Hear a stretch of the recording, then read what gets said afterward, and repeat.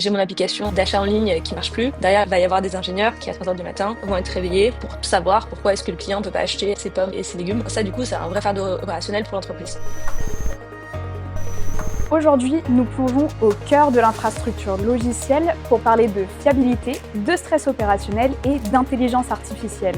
Nous allons comprendre comment redonner du levier aux équipes techniques afin qu'elles arrêtent de subir l'infrastructure et qu'elles puissent recommencer à créer.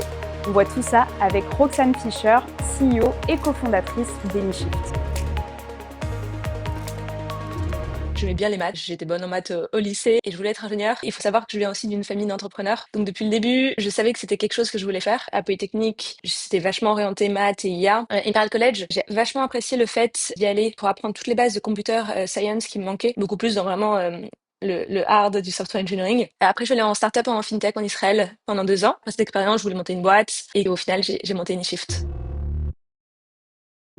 Ce qui est assez intéressant, c'est qu'avant InShift, j'avais monté un premier projet de startup qui était sur l'optimisation de data warehouse. Donc globalement, l'idée, c'est de dire, il y a des entreprises qui vont faire des analytics et pour faire ces statistiques, elles vont avoir énormément de données qu'elles vont traiter et qu'ensuite elles vont transformer en stats. Ces pipelines-là coûtent parfois très cher aux entreprises. Et donc la startup à l'époque permettait d'optimiser les pipelines de traitement avec de l'IA. Et déjà à l'époque, c'était clair que quoi qu'il arrive, un modèle est probabilistique. Et si on veut avoir un peu cette notion déterministique du software qui est quand même importante, on va être sûr de ce qu'on obtient, il faut avoir un environnement autre, une sandbox, donc qui permet de contrôler en fait ce que fait l'IA. J'ai mon application d'achat en ligne qui marche plus. Derrière, il va y avoir des ingénieurs qui à 3 heures du matin vont être réveillés pour savoir pourquoi est-ce que le client ne peut pas acheter ses pommes et ses légumes. Ça, du coup, c'est un vrai fardeau opérationnel pour l'entreprise. Depuis 2010, il y a eu en fait une multiplication des outils pour débugger, pour faire des opérations sur le cloud. On peut plus arriver à le manager avec une seule personne. Et c'est ce que permet aujourd'hui de faire de l'IA. C'est vraiment pouvoir faire sens de cet énorme amas de données pour pouvoir aider les ingénieurs à débugger plus rapidement ou avoir des réponses plus rapidement à leurs questions.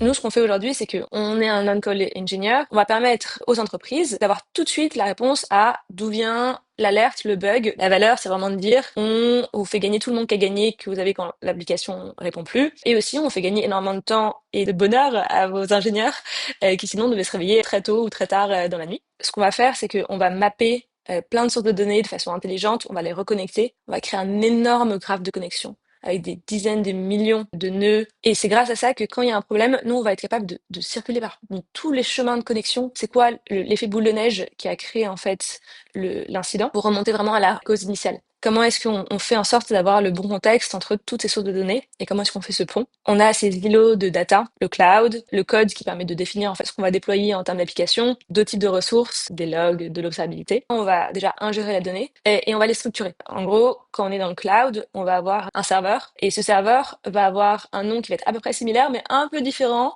dans le code. Et donc en fait, nous, notre travail, ça va être de retrouver tous ces patterns communs et de les connaître pour ensuite pouvoir réunir des instances de même identité ensemble, les connecter, d'où la puissance quand on a une question de pouvoir circuler parmi plein d'univers normalement qui se répondent pas. On a levé 2,4 millions de dollars il y a 1 an et demi. Donc on a levé avec New Wave, Motive Venture, Kima et des super angels aussi. Je pense que l'argument c'est qu'on a eu un couple de cofondateurs qui était assez atypique et en même temps intéressant. On avait vraiment notre corps d'expertise, Stéphane et moi, qui se complétait très bien. Aujourd'hui, on est pratiquement que des ingénieurs. On a vraiment construit la solution. On est en train de grossir pour employer des gens plus sur la partie go-to-market. Moi, je suis aux US, le reste de l'équipe ingénieur est en France. On commence à signer des gros clients aux US. Ça montre qu'on a des ambitions qui sont importantes. Ça porte pour travailler avec différentes personnes. Maintenant qu'on a des clients, le but est vraiment de d'étendre la partie growth.